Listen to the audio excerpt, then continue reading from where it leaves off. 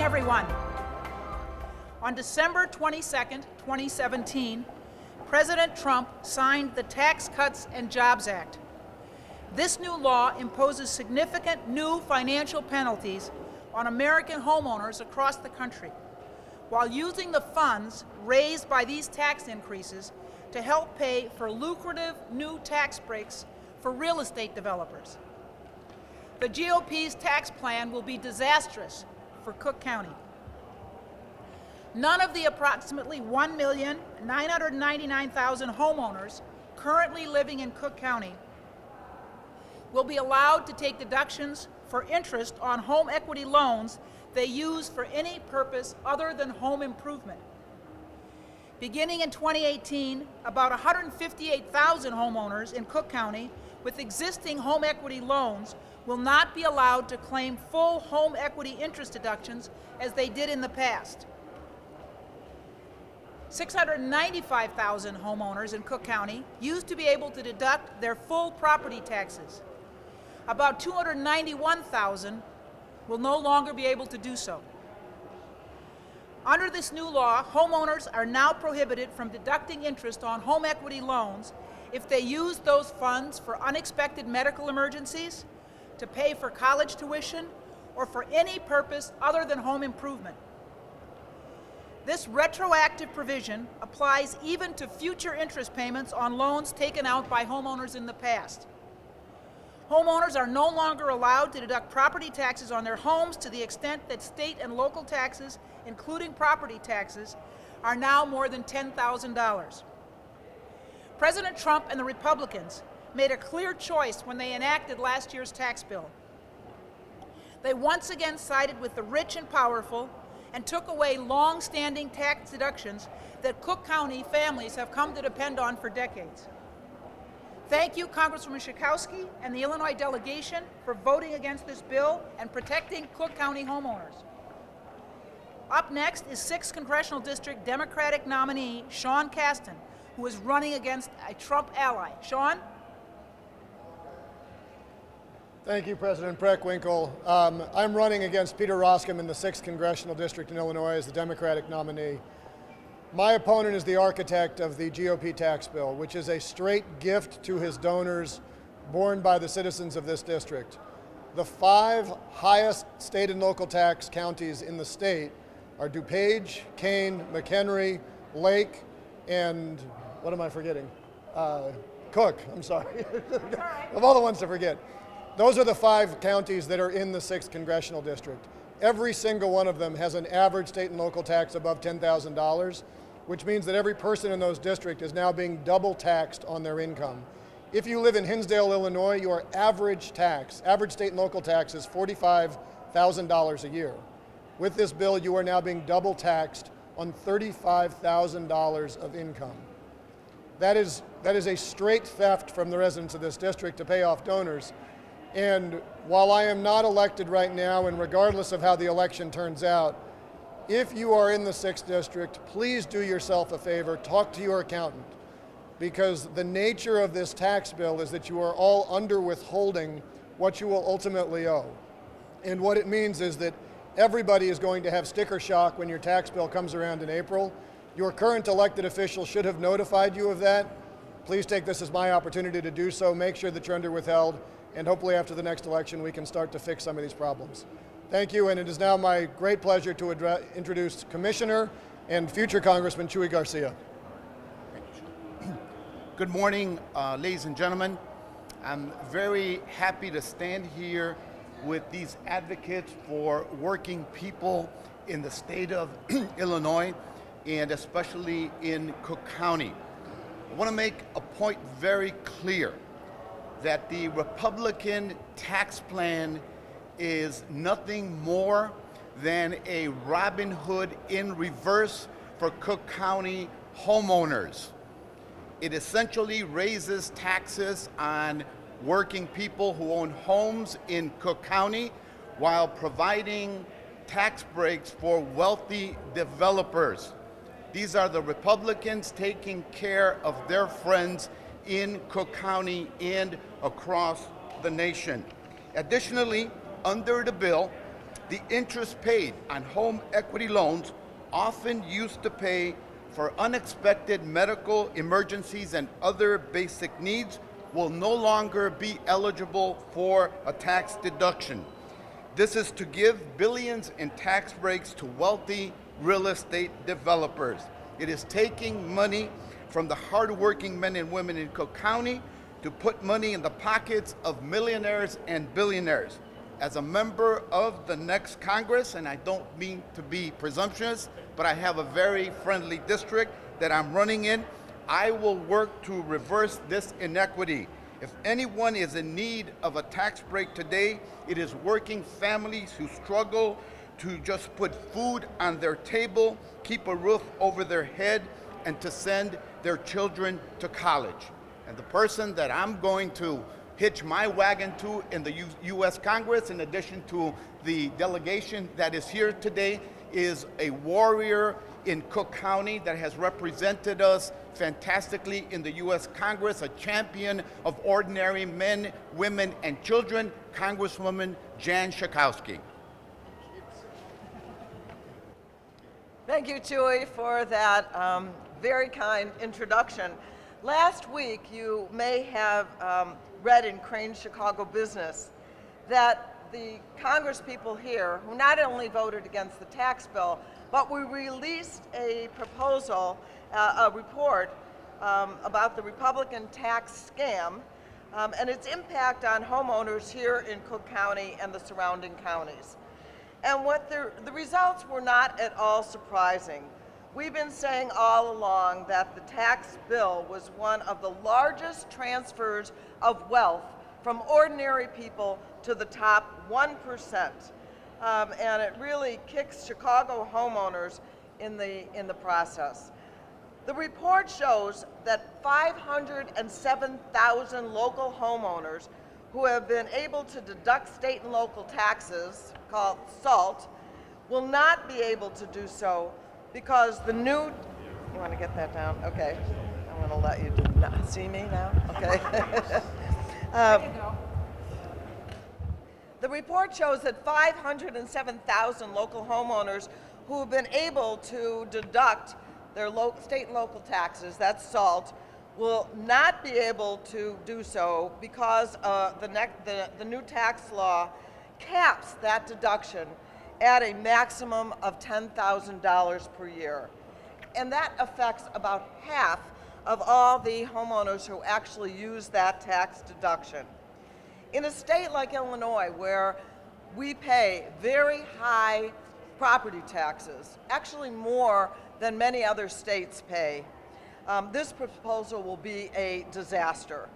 Republicans in Congress are making it even more difficult for working families to achieve the American dream of buying a home by shrinking this long-standing deduction that so many homeowners count on in order to further enrich the GOP donor class. The biggest losers are in the 6th Congressional District. That's what our report shows. This is home to Congressman Peter Roskam, who is chair of the Tax Writing Subcommittee in the United States Congress. And he is the chief author of this legislation. So Peter's office had a response. What they said is basically not to worry. And they cited a homeowner in his district, happened to be a person who earns almost $600,000 a year. And that family, he pointed out, taking into account all of the other wonders of this tax bill, will actually get a tax break of $16,000 a year. So even though he will not be able to deduct the full amount of the property tax deduction, at the end of the day, this $600,000 tax earner will be able to be enriched. Well, good for them. But what about those in his district who earn a lot less? According to the U.S. Census, the median income in his district is $98,000, 4 times less than what Peter Roskam, his exemplary resident and constituent of his district. So his tax plan really is a tax scam, and even in his own congressional district, many, many people will be hurt by it. And now it is my pleasure to introduce, let's see, Bobby Rush is not here. I'm sorry. Oh, okay, to my great friend and also someone who's been a champion of working people, of middle-class people, and people who hope to achieve the middle class, Congressman Danny Davis. Here, here. Well, thank you very much, Jan. You know, I was just thinking, if any citizen in Illinois is looking for a reason to vote for Democrats, this is it, unequivocally and without a doubt. And the reason is that this Republican tax bill is asking regular, middle-class, average citizens to finance money that will go to the wealthiest people in this country who need it the least. And so if we're talking about fairness, one can ask, is it fair for the wealthiest to lay back, do nothing, and reap the benefits taken, as Chuy Garcia just said, from the poor for the benefit of the rich? And so this tax cut is one of the worst pieces of legislation that the Republican majority have put in play, and the only way to stop it is make sure that rather than having a Republican majority in the House of Representatives, that we end up with a Democratic majority. And so I'm urging everybody who want to change things to vote Democratic November the 6th.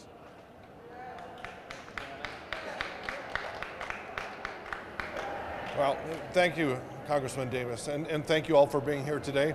I'm Congressman Bill Foster, and I'm proud to represent the 11th Congressional District of Illinois, an area that, in addition to parts of Cook County, represent Joliet, Aurora, and Naperville, the second, third, and fourth largest city in the state of Illinois. I'm a scientist and a businessman, so I always look at the facts to make policy decisions. And the facts are that this tax plan the Republican Congress passed last year, it's clear that will hurt families in Illinois. By making the cap on state and local tax deductions for individuals permanent, the latest tax scam will mean that thousands of families will feel more financial pressure when they file next year. I've called upon Governor Rauner to address the damage the Republican tax plan will have on Illinois taxpayers. No response. But make no mistake, it will have a negative effect on families right here in Cook County and throughout Illinois. It is also important that the people of Illinois realize that this is only part of a continuing trend for Republican lawmakers to vote to siphon money out of Illinois and into the Trump states. Every year, Illinois loses between $20 and $40 billion because we pay far more in federal taxes than we receive back in federal spending. This is by far the largest single factor in Illinois' current fiscal situation. And the SALT repeal in the Republican tax plan only makes this situation worse. $20 to $40 billion every year.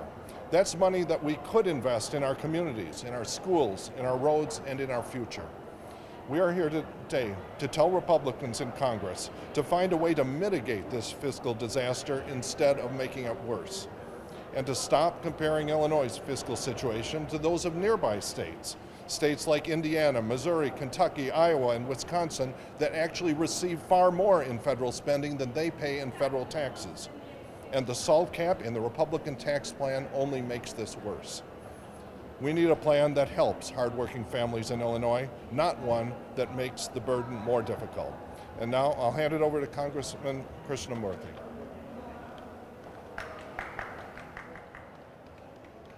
Good morning. Good morning. Thank you so much for coming today, and thank you to Congresswoman Schakowsky and President Preckwinkle and all my colleagues and future colleagues for being here today. We are today discussing a report produced by the committee on which I sit. It's called the House Oversight Committee, or otherwise known as the House Lack of Oversight Committee, because it's been derelict in holding the Trump administration accountable for many of its actions, as well as House Republicans for their actions, including with regard to the House GOP tax scam. I mean the tax law. This tax law does three big things that all of you should be aware of. First, it explodes our annual deficit. Today, we are seeing a deficit that's going to rise to almost $1 trillion with a T. And it's going to layer trillions of dollars in debt on future generations. Secondly, it concentrates 83% of the benefits on the top 1% of taxpayers as well as wealthy corporations. And third, it takes aim at important deductions that the middle class enjoys, one of which is the state and local tax deduction, also known as SALT. Just like the condiment, this particular SALT deduction and the cap associated with it is going to raise blood pressure across Cook County. Today, you can deduct the full amount of your SALT deductions. However, under this bill, your deductions are going to be capped at $10,000 a year. What that means is that for many taxpayers, they're not going to be able to deduct the full value of their tax deductions. In my district, the average SALT deduction is $14,000 per household. In Cook County, 294,000 households are not going to be able to deduct the full value of their SALT deductions. This has three negative consequences. First, it creates great uncertainty, as Sean mentioned earlier, as to what your tax bill is going to be for 2018. A lot of people are going to be hit with sticker shock come April 2019. And therefore, there's great uncertainty leading to less spending and investment by these households in Cook County. Secondly, we're already seeing that because SALT deductions help to enhance the desirability of home ownership, when you cap SALT deduction, the desirability of home ownership goes down. That means that sales of homes go down. That means that the home values in Cook County are going down. Homes are the single greatest asset that the middle class possesses. And therefore, if home values go down, the middle class's single greatest asset is going to go down, namely their homes. And third, as home values go down, the property tax base also gets affected negatively. And that means schools, as well as municipal and county services, are going to be hit hard. And that means that taxpayers are going to be socked yet again. If there's one reason that on November 6th, one day from today, that you vote for Democrats, it's because of this hit on middle class tax deductions, namely their SALT deductions. So please make sure you vote, and make sure you vote the right way for Democrats. Thank you. Thank you. Thank you, thank you. Are there any questions? Are you saying will there be a bill in a Democratic-controlled Congress? Will there be a bill to repeal the SALT cap? Can you repeat it too? You want to talk about that? The question was, when the Democrats take over the Congress in January, will there be an effort to repeal portions of the tax cut, what was it called? Tax Cuts and Jobs Act. Yes. I'm happy to. You know, we have a lot of undoing to do if and when the Democrats take over. The unfair tax system that has been imposed on us, the one that has so richly benefited the top 80, that 83% of this tax cut went to the top 1% of Americans, and the rest of us are left holding the bag. We have to change this tax bill, this tax scam. One of the reasons has become eminently clear right now when Mitch McConnell said, oh my, this tax bill has blown a hole in our budget. What are we going to do? Oh, I think we're going to have to go after Social Security, Medicare, and Medicaid. So it will be incumbent on Democrats to make sure that we tax fairly, that the wealthy pay their fair share, that we undo what this tax scam has done. So yes, it will be a priority. Jan, while you're there, would you like to weigh in on Trump's threat, its promise by now to use an executive order to grant the birthright of babies born here but born to undocumented parents? You know, I'm happy to talk about that. It's totally outrageous, un-American, and unconstitutional, but we can talk about that later. Let's talk about the tax bill and the SALT deductions. Anybody else? So on the tax bill and on SALT deductions, the Republicans' argument is that the other deductions that they put in terms of individual deductions or adjusting the rates, that if you do the arithmetic, it's a benefit. No. What's your reaction? No, I disagree. One thing they forget to, well, I think they intentionally, one thing they intentionally omit in their analysis is that they completely eliminate the personal exemption of $4,050 per individual or dependent in the family. Once they eliminate that personal exemption and they cap the SALT deduction and they cap the mortgage interest deduction, what happens is that a lot of middle-class families are going to get hurt. They're going to get hurt in Cook County. So I think their analysis is really specious. If I could maybe just add one request for you all. I was helping my daughters with their math homework last night, and my consistent guidance to them, show your work. If somebody is claiming that these tax cuts are going to actually be beneficial for the people in the district, ask them to show their work. And as Congresswoman Schakowsky has pointed out, the example they give is someone who is cartoonishly wealthy in the district. So they can't show their work, and the math simply doesn't hold up. Is there a way to weigh in on the birthright proposal today by the president? Okay, I'm happy to do that. I'm happy to do that too. Yeah. You're an immigrant. Talk about So I would not be a member of the United States Congress if this particular birthright citizenship were eliminated. The reason why we have birthright citizenship was because of the 14th Amendment, which was enacted right after the Civil War. You must realize that millions of African Americans and slaves were deprived of their citizenship because there was no birthright citizenship put into the Constitution. This has allowed immigration wave after wave of generations of immigrants come to this country and become naturalized citizens, and also for their children to become citizens as well. And so this is absolutely crucial for what America really is. The president has already taken steps to challenge birth certificates. People who were born near the southern border, they are stopping some people from coming back to the United States, questioning their citizenship, their birth certificates. But the idea that people born here in the United States of America, that their citizenship would be challenged and that they will not be able to enjoy the privileges of all other citizens. This is part of this fear campaign that this administration is running for, that has paralyzed so many people in my district and so many of the districts here in Illinois, not just in Cook County.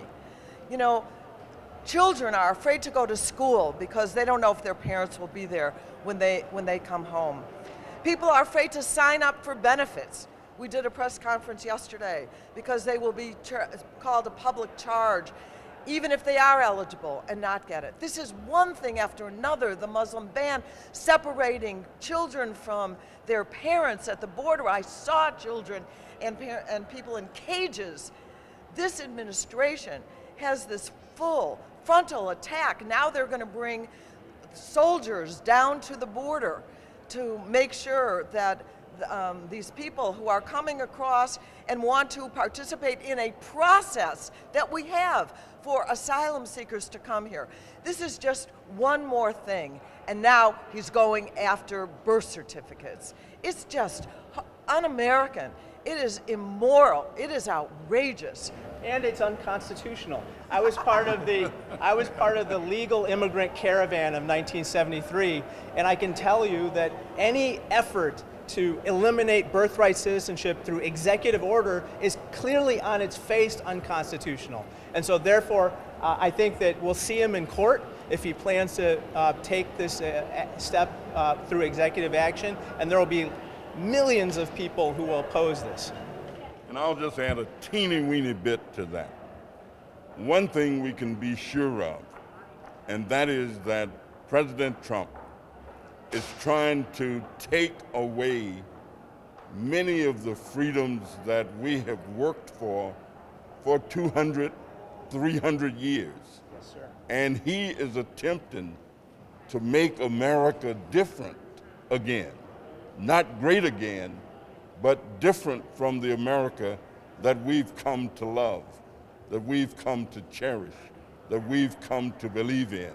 We can't let him do it. Let me just say one other thing. This is part of a campaign strategy that he wants to appeal, use immigrants as his main effort to somehow defeat Democrats and to stir up his base.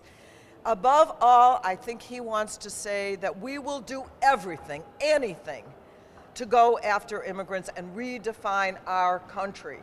Redefine our country. They took the words, "We are a nation of immigrants," out of the mission statement of the USCIS, one of our agencies, and replaced it as, "We are an agency to protect Americans." That's who we are, immigrants. We are a nation of immigrants. Shameful and unconstitutional. Sean, could you weigh in as well? What are your thoughts on it? Well, look, let's not lose sight of the fact that as horrible as President Trump's policies are, they are essentially carrying out the agenda that Peter Roskam had long before Trump was elected. In 2015, Peter Roskam voted to deport people who had self-identified in the DACA program.